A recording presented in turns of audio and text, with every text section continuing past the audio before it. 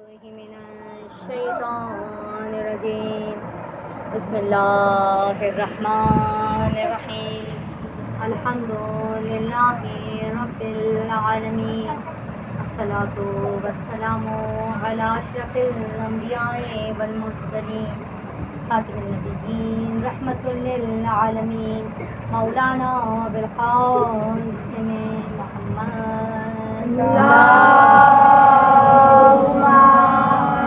صلی علی محمد محمد واہل بیتہ طیبین الطاہرین المعصومین المظلومین لا سیما علی بقیۃ اللہ فی الارضین ورحمۃ اللہ علی شیعتہ ومحبی ولعنۃ اللہ علی اعدائہم اجمعین اما بعد فقد قال اللہ تبارک و تعالی في محكم كتابه المجيد وفرقانه الحميد وقوله الحق وهو أصدق الصادقين بسم الله الرحمن الرحيم إنما يريد الله ليذهب عنكم الرجس أهل البيت ويطهركم تطهيرا اللهم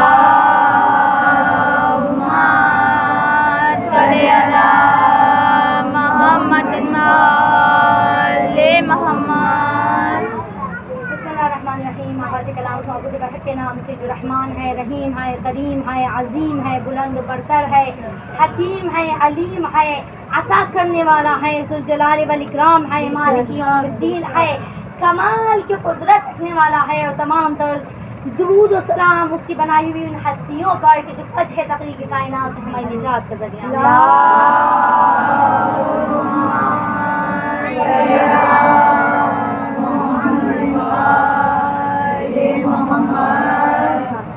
اہل بیت کے اوپر درود کے ساتھ ساتھ آپ لوگوں پر سلام.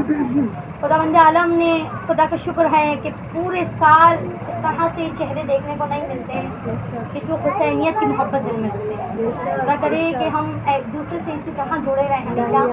بار بار ایک کو سلام کرتے ہیں. حقیقتاً ہر مومن کا دوسرے مومن کا سلام ہوتا ہے. جب ہم خطبہ پڑھتے ہیں اسی میں ہم کیا کہتے ہیں؟ لعنت ہو ان پر کہ جنہوں نے اہل بیت سے ظلم کیا. محبت یا سلامتی ہو ان پر جو اہل بیت کی محبت کو دل میں رکھا کرتے ہیں. بس علی گرامی، انہیں محبتوں میں سے ایک محبت جو ہمارے دل کے اندر پیوست ہے. آج چونکہ فرش اعضاء پہ مجلس ہوتی ہے شہزادہ قاسم کی، اسی لیے ایک محبت جو قاسم سے جڑی ہوئی ہے وہ حسن مجتبیٰ سلام اللہ علیہ کی ذات ہے. وہ ذات کی جس نے پہلی مرتبہ فاطمہ کو ماں کہا، ذات جس نے پہلی مرتبہ علی کو ماں کہا، علی کو پہلی مرتبہ ماں اور باپ کا درجہ دینے والی ذات کا نام ہے حسن. وہ کہ جو یعنی بعض روایتیں یہ کہتی ہیں کہ مولا کائنات کا یہ فرزند جن کی ظاہری طور پر جنگ سامنے نہیں آئی. ہم مولا کائنات کے کس فرزند کو سب سے زیادہ جنگجو یا بہادر سمجھتے ہیں؟ حضرت عباس صلی اللہ علیہ وسلم. حضرت عباس جنگ صفین میں جنگ کر رہے ہیں اور حضرت عباس سے سوال کیا جاتا ہے کہ آخر جنگ میں عباس کا چہرہ سامنے کیوں آتا ہے، حسن حسین کا چہرہ سامنے کیوں نہیں آتا؟ ایسا ہی ہے نا. تو مولا متقیان زندہ رہے. جنگ میں جنگ صفین میں حضرت عباس سامنے آئے، حضرت امام حسن سامنے، امام حسین سامنے. حضرت عباس کی یعنی بعض روایتوں میں جوابات ملتے ہیں. حضرت عباس نے کہا کیونکہ جب ہم آیت یہ پڑھتے ہیں مباہلے کی آیت، مباہلے کے لیے لے کے آؤ ابناءنا و ابناءکم و نساءنا و نساءکم و انفسنا و انفسکم، تو جہاں ابناءنا و ابناءکم آیا ہے اپنے بیٹوں کو لے آؤ، تو رسول نے حسن حسین کو اپنا بیٹا بتایا. حسنین کیسے آ جائیں میدان جنگ میں؟ حسنین تو علی کے بیٹے نہیں ہیں، حسنین تو رسول خدا کے بیٹے ہیں. عباس اس لیے آتے ہیں کہ عباس علی کے بیٹے ہیں. اچھا، یہاں حسن کی فضیلت کیا ہے؟ بعض روایتیں کہتی ہیں عباس کو تلوار چلانا سکھانے والی ذات حسن ابن علی ہے. یعنی حسن میدان میں آئے نہ آئے فرق نہیں پڑتا. حسن جوہر و کمال اپنے باپ سے لے رہا ہے. حسن تلوار بازی باپ سے سیکھ رہا ہے. باپ اگر فاتح باب خیبر ہے تو حسن میدان ہنر کا وہ فاتح ہے کہ جب شام میں علی پر تبرہ کیا جاتا ہے، یہاں اگر علی پر تبرہ ختم کرانے والی کوئی ہستی تاریخ میں دکھتی ہے تو وہ مدبرانہ ہستی حسن ابن علی علیہ السلام۔ آسان نہیں ہے، ایک میدان مد مقابل کا میدان ہوتا ہے، ایک میدان فصاحت و بلاغت کا میدان ہوتا ہے۔ حسن فصاحت و بلاغت کے ماہر کا نام ہے۔ ایک درود مولانا حسن علیہ السلام کے ساتھ۔ اللہم صلی علی محمد وآل محمد۔ بس زیادہ زحمتیں نہیں دوں گی، نہ میری آواز ساتھ دے رہی ہے۔ خود مولا کائنات کے اس فرزند کو ہم ایک بہت زیادہ اچھے اور عنوان سے نام سے جانتے ہیں کہ جب بھی ہمارے دسترخوانوں میں رزق و تنگی ہوتی ہے تو ہم ایک ہی ہستی کا دسترخوان بچھاتے ہیں، وہ ہے یعنی واقعتاً شاید خود یہ مولا کا فرمان ہے کہ میرے بیٹے امام ہیں، سردار ہیں، مولا رسول خدا صلی اللہ علیہ وسلم کا فرمان ہے، میرے بیٹے سردار ہیں، چاہے قیام کریں یا چاہے قعود کریں، بیٹھے رہیں۔ حسن وہ ہستی ہے کہ جس نے حسینیت کے علم کو سب سے پہلے بلند کیا، غلط بھی نہیں ہے۔ اگر حسن صلح نہ کرتے تو کربلا کا یہ واقعہ اس طرح سے آشکار نہیں ہوتا، یعنی خود تہمت امامت پہ لگائی جاتی کہ امام بلا وجہ باہر نکلے۔ حسن نے جو صلح نامے کی شرائط کو رکھا تھا، ان شرائط کو توڑ دینے کی وجہ سے حسینیت کا علم بلند ہوا، ورنہ تاریخ آج یہ نہ کہہ رہی ہوتی کہ حسین مظلومیت میں مارے گئے، بلکہ یہ کہہ رہی ہوتی کہ خلافت کے لیے حسین نے آواز اٹھائی، اس لیے حسین کا حق بنتا تھا کہ حسین کو قتل کیا جائے، جیسا کہ اس وقت کے مفتیوں نے فتویٰ بھی دیا۔ یعنی حسن اس ہستی کا نام ہے کہ جس نے خود اپنی افکار سے، اپنی کردار سے امامت کے دین کو یا امامت کے نام کو بلند رکھا۔ اور پھر خود حسن کے، یعنی جس طرح میں نے کہا کہ جوہر نظر نہیں بھی آتے تو بعض وقت اولاد باپ کا عکس ہوا کرتی ہے، جیسے ہم کہتے ہیں بعض بیٹیاں ماں کا عکس ہوتی ہیں، اور یہ دیکھا بھی جاتا ہے کہ جب مثلاً ماں ہے اور ایک ہی اس کی بیٹی ہے تو بیٹی وہی حرکتیں کر رہی ہوتی ہے یا وہی بات بول رہی ہوتی ہے جو کہ ماں بولا کرتی ہے، وہی اسی انداز سے بعض وقت گفتگو کر رہی ہوتی ہے۔ یعنی بعض وقت اس طرح بیٹیاں ماں کا عکس ہوتی ہیں، اس طرح بیٹے باپ کا عکس ہوتے ہیں۔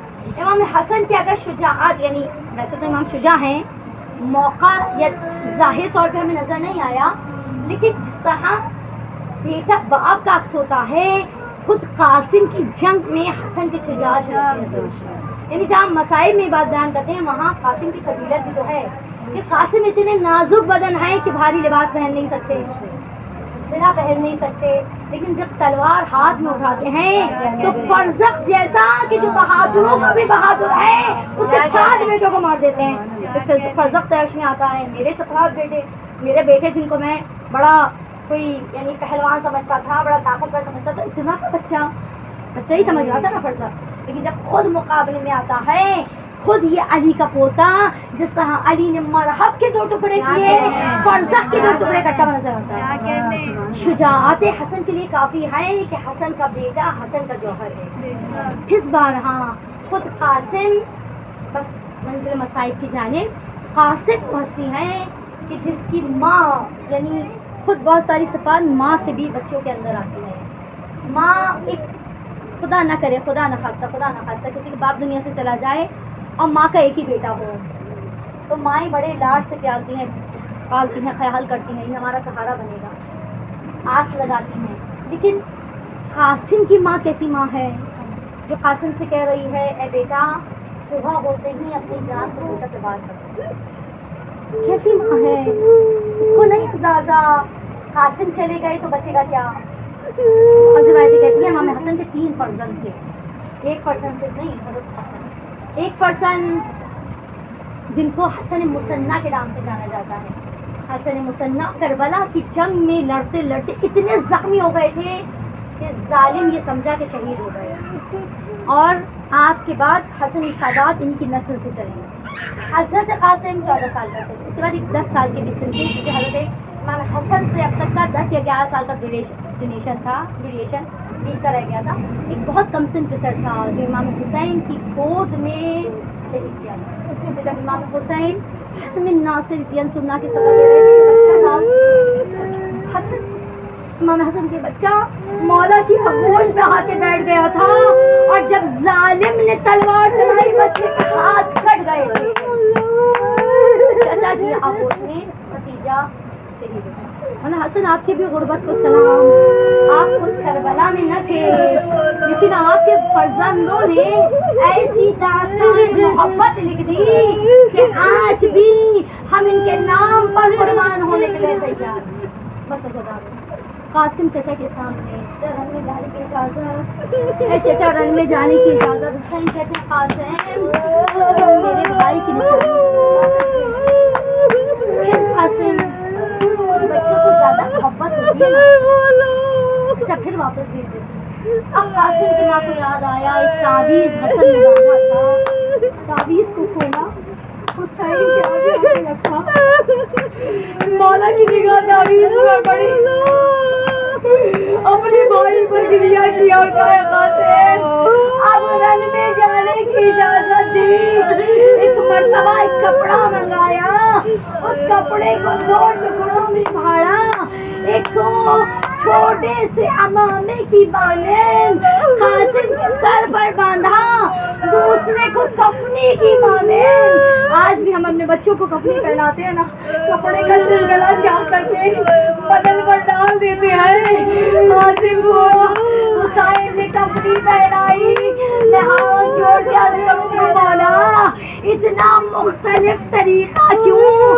شاید جواب آئے، باقی لاشیں مرنے کے بعد پامال ہوں گے، لیکن یہ مظلوم ہے کہ تاریخ کہتی ہے جب میدان جنگ میں قاسم جنگ کر رہے ہیں نا، عباس کہتے ہیں واہ قاسم واہ، داد دے رہے عباس، حسین داد دے رہے واہ قاسم واہ۔ عباس نے تلوار اٹھانا بتائی ہے، عباس نے تلوار چلانا سکھائی ہے، لیکن اب یہ دیکھ رہے ہیں قاسم کا بدن زخموں سے چور ہوتا جا رہا ہے، یہاں تک کہ جب زخم زیادہ بڑھ گئے قاسم نے آواز لگائی یا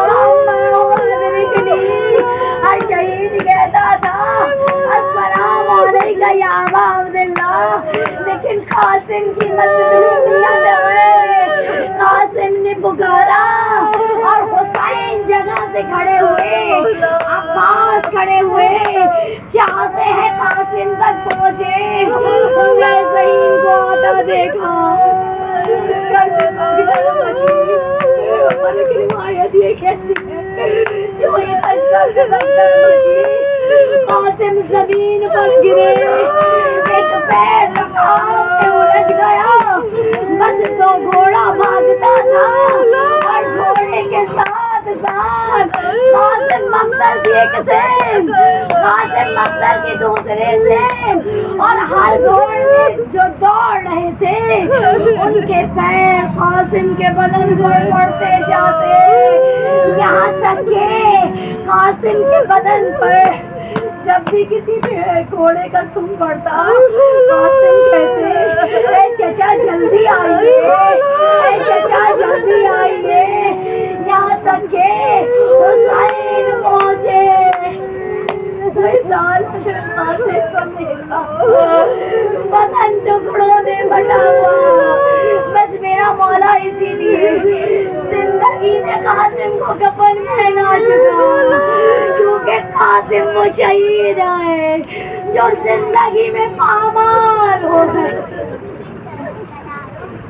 بس میرا مولا ایک جملہ قاسم کے سرانے پہ کہتا ہے قاسم بیٹا چچا کو معاف کر دیا، چچا کو آنے دے، اتنی دیر ہو گئی کہ قاسم کا وجود ظالم ٹکڑوں میں بٹ گیا۔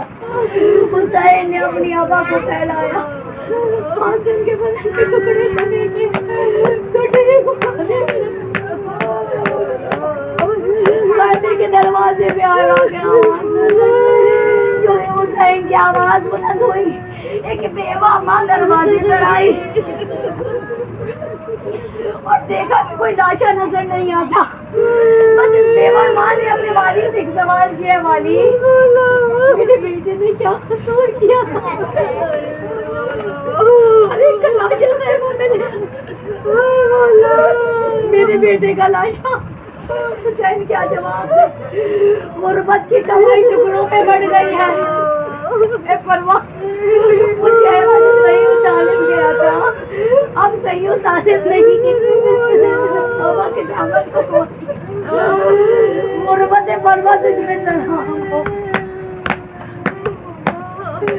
وہ بہن فاطمہ بنت حسن تیری غربت میں سلام ہو۔ بھائی کے سر میں زہرہ سجانا چاہتی ہے بہنیں، ہاتھوں پر مہندی لگانا چاہتی ہے بہنیں، بھائی کو دولہا بننے کی خواہش رکھتی ہے بہنیں۔ کہاں کا زہرہ، کہاں کی مہندی، خون سے لت پت لاش، بہن کی نگاہیں کیوں نہ تڑپے، دل کیوں نہ چھیدا جائے، بھائی کم سنی میں پامال ہو گئے۔ اے میری بیوی، ہمارے سب سے آنسو کے مسئلہ میں اپنی بات